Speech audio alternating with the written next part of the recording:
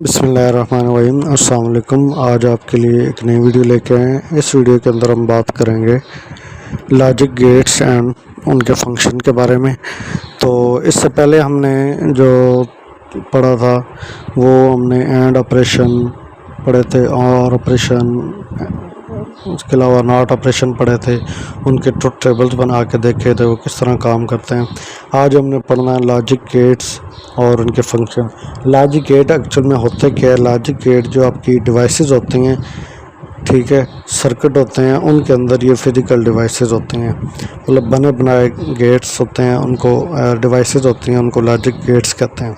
ये logic gates हैं, ये आपका जो सर्किट बनता है किसी भी इलेक्ट्रॉनिक डिवाइस का, लैपटॉप का, मोबाइल, कंप्यूटर, किसी भी चीज़ का, तो उसके अंदर ये लॉजिक गेट्स लगाए जाते हैं। तो लॉजिक गेट्स जो हैं वो हर लॉजिक गेट जो किसी न किसी बुलियन ऑपरेशन पे परफॉर्म कर रहा होता है, जैसे एंड ऑपरेशन, और operation, not operation, XOR operation, ये सारे क्या हैं? लॉजिक ऑपरेशन, बुलियन ऑपरेशन है। हर बुलियन ऑपरेशन के ऊपर एक लॉजिक गेट बना हुआ है। एंड ऑपरेशन के लिए लॉजिक गेट बना हुआ है, और ऑपरेशन के लिए लॉजिक गेट बना हुआ है, ठीक है। तो सबसे पहले एंड गेट की बात करते हैं। Implements the and gate and function, it outputs true only when both inputs are true. तो एंड गेट की क्या जो डेफिनेशन है कि ये एंड फंक्शन को इम्प्लीमेंट करता है। एंड ऑपरेशन जो हमने पीछे पढ़ा था, ये वाला, ये एंड ऑपरेशन, ठीक है। तो ये एंड ऑपरेशन को इम्प्लीमेंट करता है और इसका ट्रुथ टेबल भी मैंने बनाया हुआ है। तो ये देखें, एंड ऑपरेशन में हमने क्या पढ़ा था? Output is only one when both inputs are one. जब दोनों इनपुट्स वन होंगे तब आउटपुट वन आएगी, अदरवाइज ज़ीरो ही रहेगी। ये एंड गेट की जो है वो डायग्राम होती है। तो डायग्राम भी आपने याद रखनी है, एंड गेट की डायग्राम, आर की आगे मैं दिखाऊंगा, बाकी भी सबकी डिफरेंट होती है। एंड गेट में क्या होता है? दो इनपुट्स होते हैं और आगे आउटपुट निकलती है, और आउटपुट जो वन तब होती है जब दोनों की इनपुट जो है वो वन हो। इसके बाद आता है आर गेट। आर गेट जो आर ऑपरेशन को परफॉर्म फंक्शन जो आर गेट आर ऑपरेशन को इम्प्लीमेंट करता है। इसकी आउटपुट वन तब होती है दोनों में से एक इनपुट जो वन हो। यहाँ पे देखें, ये दोनों में से एक इनपुट वन है, आउटपुट क्या वन। यहाँ पे भी दोनों में एक इनपुट क्या वन, तब भी वन। यहाँ पे दोनों वन है तब भी वन आ गई। यानी जब आपकी आउटपुट वन होगी, कोई भी एक हो जाए, यहाँ पे तो ये देखें, एक इनपुट वन है, आउटपुट वन है, यहाँ पे भी एक वन है, यहाँ पे दोनों ही वन है, तो इसलिए वन। या कम से कम एक इनपुट वन हो तो आउटपुट हमेशा वन आती है। और आर गेट की ये एग्जांपल है। इसमें देखें, एंड गेट के अंदर इस तरह बनी हुई थी डी टाइप, और आर गेट के अंदर इस तरह बने हुए हैं, ठीक है। तो इसके अंदर भी दो इनपुट होती हैं और एक आउटपुट निकलती है। फिर आता है नॉट गेट। नॉट गेट जो नॉट ऑपरेशन को करता है। नॉट ऑपरेशन हमने सारे ऑपरेशन पीछे पहले पढ़ दिए हैं। Output is opposite of the input. इसके अंदर एक ही इनपुट होती है और वही जो उसका रिज़ल्ट आता है वो उसका निगेशन होता है, यानी ज़ीरो है तो वन हो जाएगी, वन है तो ज़ीरो हो जाएगी। इसकी डायग्राम इस तरह होती है, ट्रायंगल होती है, स्टार्ट में ए इनपुट होती है, आगे जो है सर्कल बना हुआ है, मतलब है जो इनपुट है उसको अपोजिट कर देता है। ए वन है तो ज़ीरो कर देगा, ज़ीरो है तो वन कर देगा। नैंड गेट क्या होता है? The gate is achieved when and gate is combined with not gate.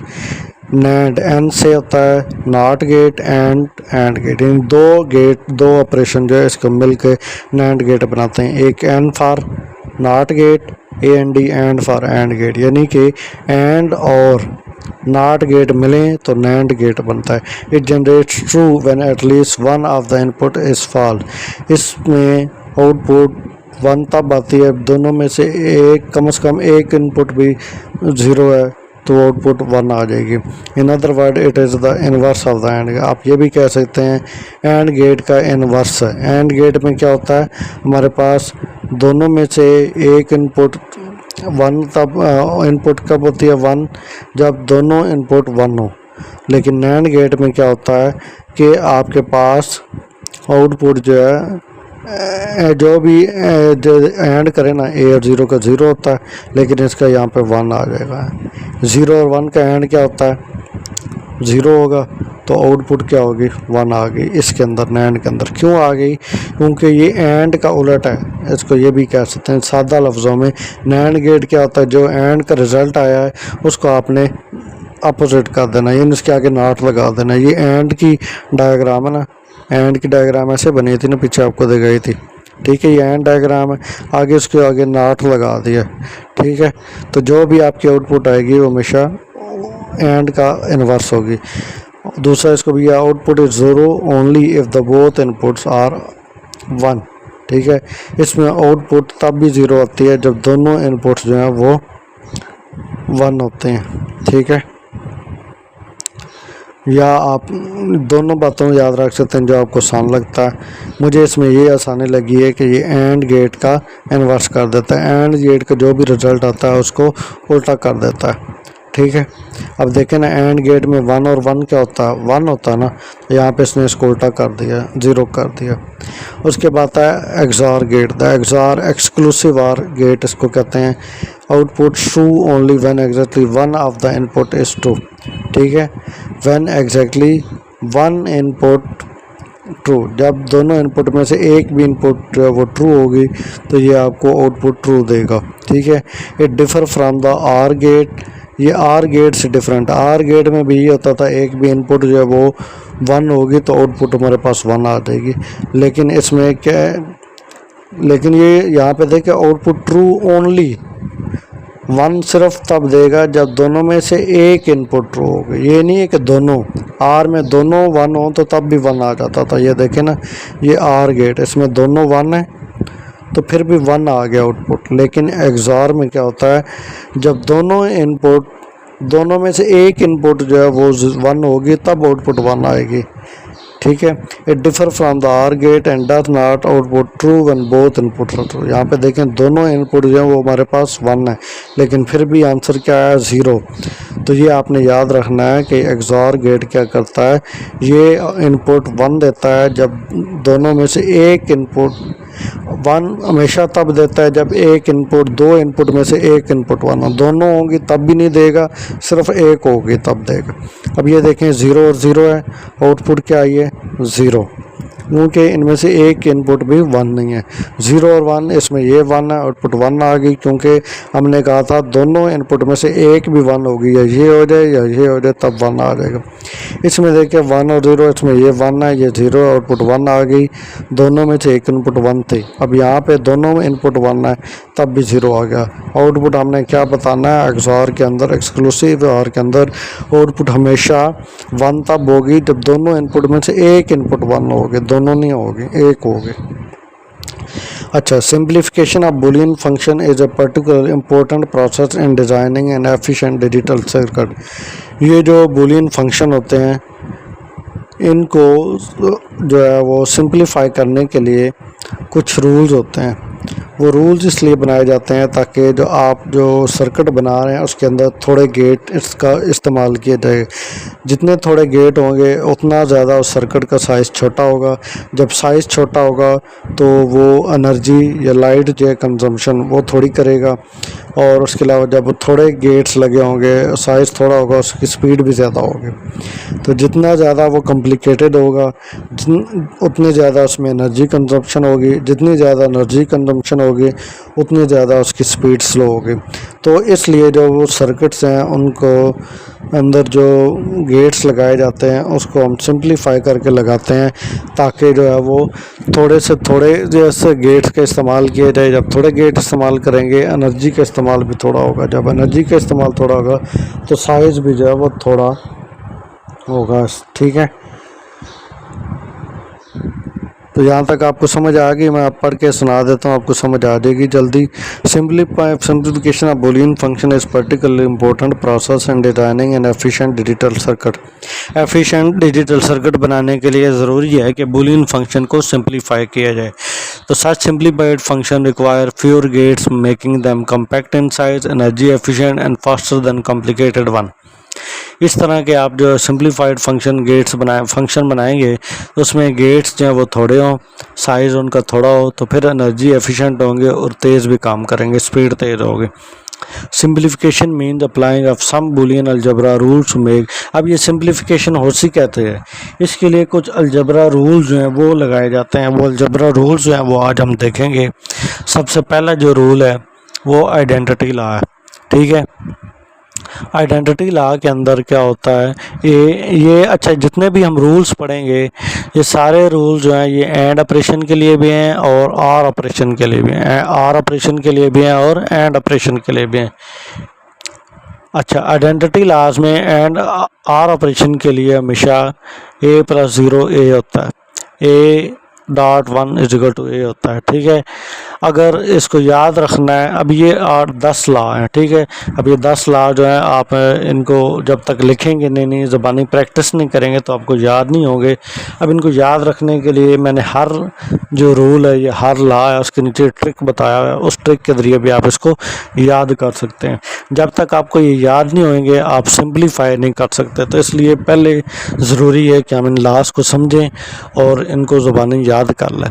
याद होंगे तो हम किसी भी लॉ जो फंक्शन है हम उसको सिंप्लीफाई कर सकते हैं, अदरवाइज सिंप्लीफाई नहीं होंगे।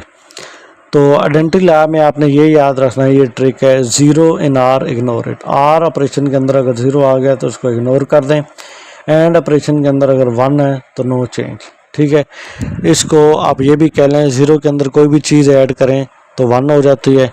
एंड के अंदर आप ज़ीरो के अंदर कोई भी चीज़ ऐड करें, सॉरी किसी भी चीज़ के अंदर आप ज़ीरो ऐड करें तो वही चीज़ रहती है, इसके अंदर नो चेंज, कोई चेंज नहीं आता, ठीक है। और 1 के साथ आप जो मल्टीप्लाई करें किसी चीज़ को तो वही चीज़ आ जाती है। आइडेंटिटी लॉज, ये ट्रिक भी लिखा हुआ है। इस ट्रिक के साथ एक और आप चीज़ याद रखें कि आइडेंटिटी लॉ में क्या होता है, बेशक वो आर ऑपरेशन हो या एंड ऑपरेशन हो, आर ऑपरेशन में आपने ये याद रखना है कि इसके अंदर नो चेंज, एंड ऑपरेशन के अंदर भी नो चेंज। बस एंड आर ऑपरेशन के अंदर अगर ज़ीरो है तो नो चेंज आएगा, एंड ऑपरेशन के अंदर अगर 1 है तो फिर भी कोई चेंज नहीं होगा, ठीक है। समझ आ गई। Identity law A plus zero is equal to A dot A is equal to A, ठीक है। ये आपने याद रखना है, ये पहला रूल है। अगर 10 रूल आने, 9 रूल और आने, अब आपने कंफ्यूज हो जाना ये इतने रूल्स इनको याद कैसे रखेंगे। तो ये पहला रूल है इसकी आइडेंटिटी लॉ, इसमें कोई चेंज नहीं है, ठीक है। आर के अंदर 0 आता है, एंड के अंदर 1 आता है, लेकिन आउटपुट वही होगी जिसके साथ आप जो उसको 0 को साथ जो भी ऐड करेंगे, 1 के साथ जिसको भी मल्टीप्लाई करेंगे वही आउटपुट आ जाएगी, ठीक है। तो यानी जो हमारे पास इनपुट्स हैं उनके अंदर कोई फॉर एग्जांपल ये 0 है ना, इसमें ए ऐड करते हैं तो ए ही आएगा। 1 है, इसके साथ ए को मल्टीप्लाई करेंगे ए ही आएगा। यानी ये जो हमारे पास मेन 0 और 1 तो होना ही है। आइडेंटिटी लॉ में 0 भी होगा 1 तो हो गई, 0 भी होगा 1 भी होगा, लेकिन 0 के साथ आप जिसको भी ऐड करेंगे वही आंसर आएगा, 1 के साथ आप जिसको मल्टीप्लाई करेंगे वही आंसर आएगा। तो ये ट्रिक आपने याद रखना है। फिर आते हैं नल लॉ पे। नल लॉ क्या होता है, ए प्लस 1 ए इंटू ज़ीरो, ठीक है। 1 को आप किसी भी ए के साथ जो ऐड करेंगे तो 1 होता है, फिर 0 को आप किसी भी चीज़ की मल्टीप्लाई करें वो 0 आ जाता है। 1 इन आर ऑलवेज 1, अगर आर के अंदर 1 आ गया तो हमेशा 1 होगा, और 0 जो है वो आ गया किसी चीज़ के साथ तो क्या है मल्टीप्लाई करेंगे तो वो 0 हो जाएगा, ठीक है। तो ये नल लॉ था। 1 इन OR always 1, 0 in and gone, यानी कि 0 हो जाएगा, ये नल लॉ था। फिर एडम्पटेंट लॉ, इस लॉ में क्या होता है, सेम इनपुट सेम आउटपुट, यानी कि A plus A is equal to A dot A is equal to A. ये आसान सा रूल है, ये आसान सा रूल है, इसको आपने याद रखना है। इसके अंदर क्या होता है, बेशक आर ऑपरेशन हो या एंड ऑपरेशन हो, सेम इनपुट होती है, जो इनपुट होती है वही आउटपुट आती है, ठीक। उसके बाद आता है कॉम्प्लीमेंट लॉ। इसके अंदर क्या होता है, ट्रिक क्या है इसका, opposite in OR always 1, opposite in and always 0। OR के अंदर अपोजिट है, ये ए है, उसका नॉट ए है, ना ए जो है उसका अपोजिट क्या होता है, नॉट है। तो आर के ऑपरेशन, आर के अंदर हमने क्या है कि अगर अपोजिट है तो हमेशा 1 आएगा, एंड के अंदर अपोजिट है तो हमेशा 0 आएगा। जब आपने याद करना ना इनको तो आपने 3 कॉलम बना लेने। एक के अंदर आपने ये रूल लिखना है, दूसरे के अंदर आपने इसके ये ट्रिक्स लिखना है, ताकि जब आप याद करें तो आपको रूल भी याद हो, साथ उसका ट्रिक भी याद हो। फिर आते हैं commutative law, swap numbers no worry. Commutative में अंदर क्या होगा, आपने जो आपके पास नंबर्स हैं, जो वेरिएबल्स हैं, उनको आपने बस स्वैप कर देना। ए प्लस बी है तो इधर बी प्लस ए हो जाएगा, ए डॉट बी है तो बी डॉट ए हो जाएगा। तो ये स्वैप नंबर नो वरीज, ठीक है। इसके अंदर सिर्फ नंबर स्वैप होते हैं, आगे पीछे हो जाते हैं। फिर आता है associative law, group however you want. ये हमारे पास एक ग्रुप है, ये भी हमारे पास एक ग्रुप है। वो कहता है जो आप इसमें ये देखें ना, ए प्लस बी ये ब्रैकेट्स के अंदर है, फिर आगे सी अलग है। तो यहाँ पे आप ए को बाहर निकाल दिया उसने ब्रैकेट के बाहर, और बी और सी को अंदर कर दिया। आप ये भी कर सकते हैं, सी को जो बी को बाहर निकाल दें और सी को अंदर कर सकते हैं। यानी वो कहता है ग्रुप आप जैसे मर्जी बना लें। अगर इस तरह का कोई फंक्शन आ जाता है, ए प्लस बी ब्रैकेट्स के अंदर प्लस सी है, तो फिर आगे आप उनके अंदर जो है किसी भी तरह का ग्रुप बना सकते हैं। बेशक ए को इसमें सी पहले ही बाहर है, ठीक है, ये जो बनाया है इसमें ए बाहर है, आप बी को भी बाहर निकाल सकते हैं, ए और सी को अंदर कर सकते हैं। इसी तरह नॉट के अंदर भी यही है, ये एंड ऑपरेशन के अंदर भी यही है, ठीक है। आप किसी भी तरह का ग्रुप बना सकते हैं।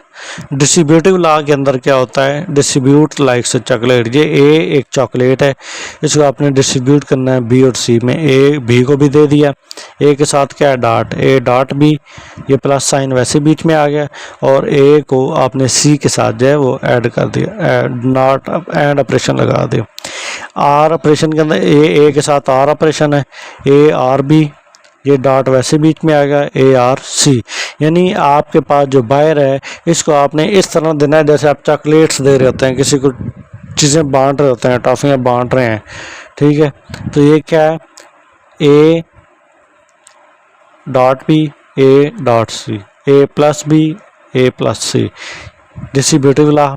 एब्जॉर्प्शन लॉ के अंदर क्या होता है, big A eats small B. जो वैल्यू आपके पास ज़्यादा आ रही है वो छोटे को खा जाएगी। ए प्लस ए बी है, दो बड़े हैं एक छोटे, यानी दो है ना, दो ज़्यादा होते हैं एक छोटा होता है। तो यहाँ पे ये ए ज़्यादा है तो ये आउटपुट भी ए आएगी। अगर यहाँ पे बी होता, इधर भी ए होता और यहाँ पे बी होता, तो फिर भी आउटपुट क्या आना था, बी। यानी जो वेरिएबल आपको ज़्यादा क्वान्टिटी में, यहाँ पे ए 2 दफ़ा है, बी 1 दफ़ा है, तो ठीक है, तो आउटपुट ए आ गई। अगर यहाँ पे बी 2 दफ़ा होता, ए 1 दफ़ा होता, तो आउटपुट बी आने दे। बिग ए ईट स्मॉल बी, ठीक है, ये आपने याद रखना है इसके अंदर एब्जॉर्प्शन लॉ के अंदर। उसके बाद है डिमॉर्गन लॉ। डिमॉर्गन लॉ के अंदर क्या होता है, break the line change the sign, ठीक है। जो भी आपके पास ये जो लाइन लगी हुई इसको ब्रेक कर दें, इसको इसके साथ भी लगा दें, और ये अंदर साइन है इसको चेंज कर दें, प्लस है तो डॉट लगा दें, और इसको इसके साथ लगा दें। देखें आपने क्या डिमॉर्गन लॉ का ट्रिक क्या है, break the line change the sign, ठीक है। अब ये देखें, ये बाय नॉट का सिंबल है, अंदर जो है वो एंड का सिंबल है। अब लाइन को हम ब्रेक कर देंगे, नॉट को ए के साथ भी मिला दिया, नॉट को ए के साथ भी मिला दिया, लेकिन अगला रूल भी याद रखना है, चेंज द साइन, नॉट को आपने प्लस में कर देना है। तो ये कुछ जो है ये लास्ट थे, ये आपने याद रखने हैं। सबसे पहले तो आप ये काम करें कि इनको जो लॉज हैं, identity law, null law, idempotent law, complement law, commutative law, associative law, distributive law, absorption law, De Morgan laws, इनको याद करें, इनको लिखें।